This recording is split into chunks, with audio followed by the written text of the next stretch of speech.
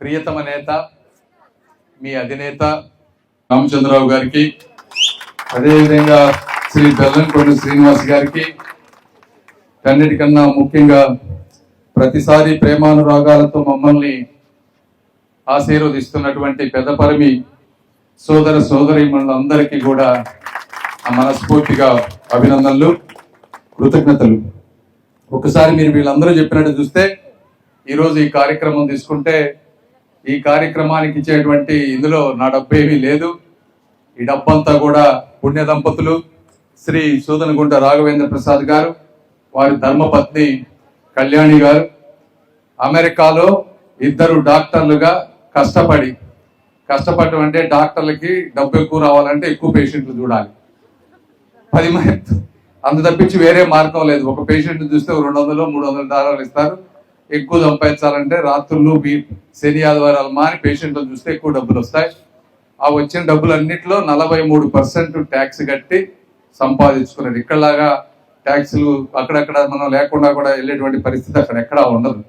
So వాళ్ళు కష్టపడి సంపాదించుకొని ఆ విధంగా ట్యాక్స్ కట్టి, వాళ్ళకి గుంటూరు ప్రాంతంతో సంబంధం లేదు, వారు ప్రకాశం జిల్లా వాస్తవ్యులు.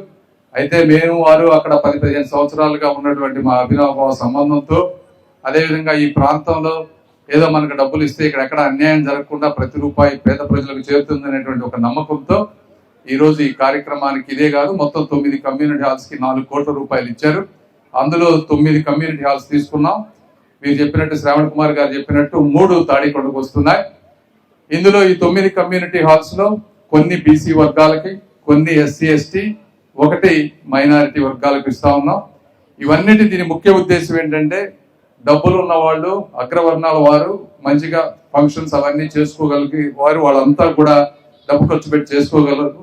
అయితే పేదవారు ఇలాంటి ఫంక్షన్లకి దూరంగా ఉంటున్నారు. పిల్లలు ఆర్థిక అసమానత్వం ఉండకూడదు, వారు కూడా మంచిగా చదువుకోవాలి, ఒక ఫంక్షన్ చేసుకోవాలి అనే ఉద్దేశంతో కేవలం అట్టడుగు వర్గాల కోసమే ఈ 9 కమ్యూనిటీ హాల్స్ మేము ప్లాన్ చేసాం. అందులో ఈ 3 ప్రాంతాలని మాకు అందించినటువంటి వ్యక్తి శ్రావణ్ కుమార్ గారు. మీరందరూ చెప్పాల్సింది కృతజ్ఞతలు శ్రావణ్ కుమార్ గారికి. మీకు వారికి ఉన్నటువంటి సంబంధం వల్ల ఈ రోజున ఈ కమ్యూనిటీ హౌస్ తీసుకున్నారు. ఇక్కడ ఇది దాదాపు 40 లక్షలు, 43-45 లక్షలు. మీరు ఒకసారి డిజైన్ చూస్తే అద్భుతంగా సిటీల్లో ఉండే విధంగా నీట్ గా ఉంటుంది, మంచిగా డిజైన్ చేయించాం. ఇవన్నిటిని ఒకే కాంట్రాక్టర్ చేస్తా ఉన్నారు. 2200 స్క్వేర్ ఫీట్ వస్తుంది ఇక్కడ మీకు.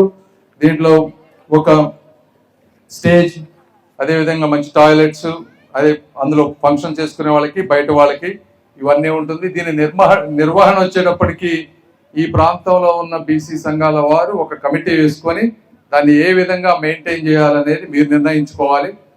చాలా ఇంపార్టెంట్. ఎందుకంటే అన్ని చోట్ల కడతాం కానీ మెయింటెనెన్స్ చేసుకోకపోతే మళ్ళీ 1 సంవత్సరం 2 సంవత్సరాలకి అదంతా పాడైపోయేటువంటి పరిస్థితి. కొంత మినిమం ఫీజు పెట్టుకొని ఆ కరెంటు బిల్లులకి, క్లీనింగ్కి వచ్చే విధంగా చేసుకొని దీన్ని చక్కగా అందరూ కలిసి నడుపుకోవడం అనేది ఒక ముఖ్య కార్యక్రమం. రెండోది, మనం బీసీల పేరుతో ఇచ్చినా కూడా అన్ని వర్గాల ప్రజలను మీరు ఆదరిస్తారని, అందరినీ కలుపుకొని వెళ్తారని నేను మనస్ఫూర్తిగా కోరుకుంటా ఉన్నాను. ఎందుకంటే అందరూ పేదవారే, డబ్బున్న వాళ్ళు డబ్బున్న వాళ్ళే. ఇందులో అన్ని వర్గాల ప్రజలు ఉన్నారు, మైనారిటీలు ఉన్నారు, ఎస్సీలు ఉన్నారు, ఎస్టీలు ఉన్నారు, అందరూ పేదవారే. అందరికీ కూడా అన్ని ఊర్లలో మనం కమ్యూనిటీ హాల్స్ పెట్టలేం. అన్ని ఒక్కొక్క క్యాస్ట్ చొప్పున ఒక్కొక్కటి కూడా ఇవ్వలేము, మనం ఇచ్చేటువంటి పరిస్థితి కూడా లేదు. ఈరోజు చూస్తే మీరు రాష్ట్ర ప్రభుత్వం చూసుకుంటే ఎంత క్లిష్ట పరిస్థితిలో ఉందో మీ అందరికీ తెలుసు. గత 5 సంవత్సరాల్లో జరిగినటువంటి విధ్వంసం. ఈరోజు సంక్షేమ పథకాలు విపరీతంగా పెరిగిపోయినాయి. ఎక్కడా లేని విధంగా దేశంలో ఏ రాష్ట్రంలో కూడా పెన్షన్ 2000 కంటే ఎక్కువ ఇచ్చేటువంటి పరిస్థితి ఏ రాష్ట్రంలోనూ లేదు. మన రాష్ట్రంలో ఈరోజు శ్రీ నారా చంద్రబాబు నాయుడు గారు, కూటమి ప్రభుత్వం 4000 రూపాయలు అంటే సంవత్సరానికి 35,000 కోట్ల భారంతో ప్రతి ఇంటికి ఈ రోజున పెన్షన్ వెళ్ళేటువంటి పరిస్థితి.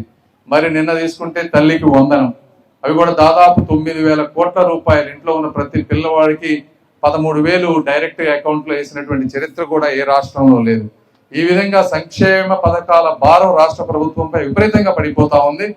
దానికి రకరకాల పరిస్థితులు, అవన్నీ మీకు తెలియని కావు.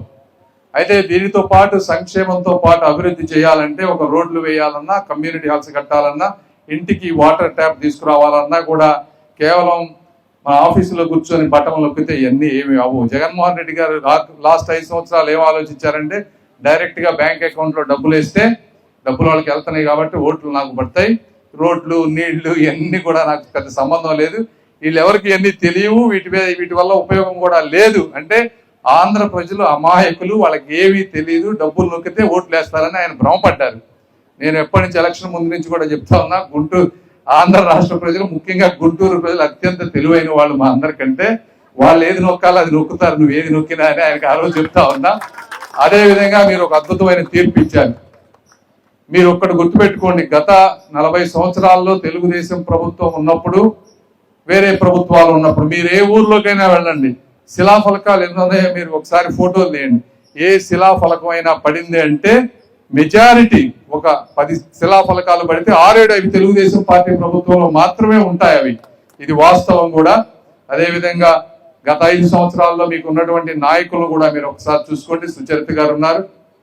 మీకు ఈ గ్రామంలో ఉన్నటువంటి ఎస్సీ ఎస్టీ అన్ని కాలనీల్లో సిమెంట్ రోడ్లు ఎవరేశారు? 14-19 మధ్య ఆ రోజు శ్రావణ్ కుమార్ గారు, అదేవిధంగా నారా లోకేష్ గారు పంచాయతీరాజ్ మంత్రిగా ఉన్నప్పుడు నరేగా జాతీయ ఉపాధి హామీ పథకాలు తీసుకొచ్చి అద్భుతమైన సిమెంట్ రోడ్లు వేశారు ఆ రోజున. ఒక్కసారి ఊహించుకోండి, ఆ రోజు కనుక సిమెంట్ రోడ్లు కనుక వేసి ఉండకపోతే గత 5 సంవత్సరాల మీ పరిస్థితి ఎలా ఉండేదంటే, 5 కాదు ఈ రోజు కూడా అన్ని రోడ్లు వేయలేము మళ్ళీ. ఆ రోజు అంత అద్భుతమైన సిమెంట్ రోడ్లు క్వాలిటీతో వేశారు కాబట్టి ఈ రోజు మట్టి మీద కాకుండా సిమెంట్ రోడ్ల మీద నడవగలుగుతున్నారు.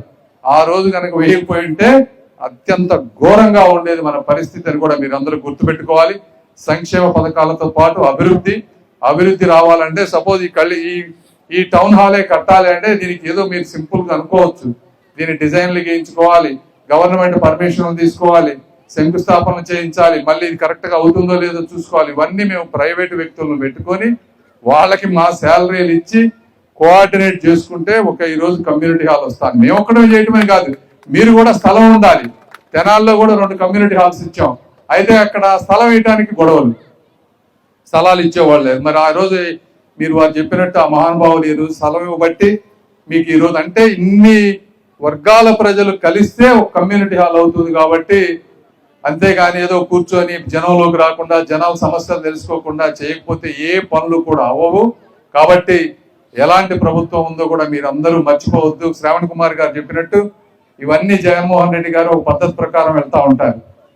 ఆయన అంటే పొద్దున కూడా ఒకళ్ళు జోకేసి చెప్తా ఉన్నారు, ఈ రాష్ట్రంలో అత్యంత పెద్ద ఆర్టిస్ట్ గా యాక్టర్ ట్రైనింగ్ కి వెళ్లాల్సింది ఎవరంటే జగన్మోహన్ రెడ్డి గారే యాక్టింగ్ స్కూల్ కి వెళ్ళాలంటారు. ఎందుకంటే ఆయన కనీసం మనుషులు చనిపోతే వెళ్ళి నవ్వుతాడు, అక్కడ బాధపడటం ఎలా నేర్పియాలని చెప్తా ఉంటారు.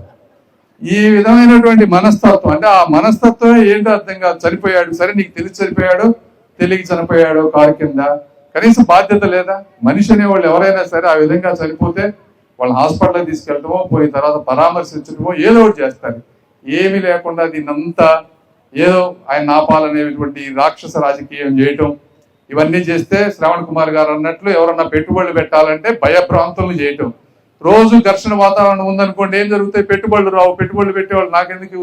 ఈ రోజున ఒకప్పుడు అంటే చంద్రబాబు నాయుడు గారు 1995లో ఉన్నప్పుడు వేరే రాష్ట్రాల వాళ్ళకి పెట్టుబడులు ఎలా తీసుకురావాలి, ఏం చేయాలని పెద్దగా తెలిసేది కాదు. చంద్రబాబు నాయుడు గారు ఏ రోజైతే హైదరాబాద్ ఆ విధంగా డెవలప్ చేశారో అన్ని రాష్ట్రాల ప్రజలు తెలుసుకున్నారు. మీరు చూశారు కదా, మన ప్రధానమంత్రి మోదీ గారు ఏమన్నారు స్టేజ్ మీదకి వచ్చి, ఆ రోజు టెక్నాలజీ ఎలా చేయాలో నేను గుజరాత్ లో ఉండి చంద్రబాబు నాయుడు గారు చేస్తుంటే తెలుసుకున్నానన్నారు. ఆ విధంగా ప్రతి రాష్ట్ర ముఖ్యమంత్రి తెలుసుకొని ఈ రోజు ప్రతి రాష్ట్రం పోటీ పడతా ఉంది పెట్టుబడుల కోసం. ఒక కంపెనీని తీసుకురావాలంటే వాళ్ళు కూడా ఎట్లా తయారయ్యారంటే, పెట్టుబడిదారులు మన దగ్గరికి వస్తారు, మనం ఏమిస్తున్నామని చూస్తారా, ఇది తీసుకెళ్లి వేరే కంపెనీ దగ్గర వేరే రాష్ట్రానికి వెళ్ళి ఇది ఆంధ్ర ఇదంతా ఇస్తుంది, ఇది కాకుండా ఎక్స్ట్రా ఇస్తే మీ దగ్గరికి వస్తామని షాపింగ్ చేసేటువంటి పరిస్థితి ఈ రోజు అత్యంత కష్టమైన పరిస్థితుల్లో ఉన్నాం. ఇలాంటి పరిస్థితుల్లో ఒక సంస్థను తీసుకొచ్చి పెట్టుబడి పెట్టించాలంటే సామాన్యమైన విషయం కాదు. దానికి తోడు మన జగన్మోహన్ రెడ్డి గారు రోజు రోడ్ల మీదకి వచ్చి అలా గొడవ చేస్తే ఇక వచ్చే 4-5 కూడా ఆగిపోతాయి. మళ్ళీ ఎలక్షన్కి వెళ్ళినప్పుడు చెప్పొచ్చు తెలుగుదేశం మీద అభివృద్ధి చేస్తా అన్నారు, ఏం చేశారు మీరు అని. నేనే మీకు కొద్ది గొప్ప డబ్బులు ఇచ్చాను అని ఏదో ఒక మెసేజ్ కోసం ఈ విధంగా చేస్తా ఉన్నారు తప్పించి, ఆ పలకరించే దాంట్లో మన తెనాలి పోయి గంజాయి బ్యాచ్ని పలకరించారు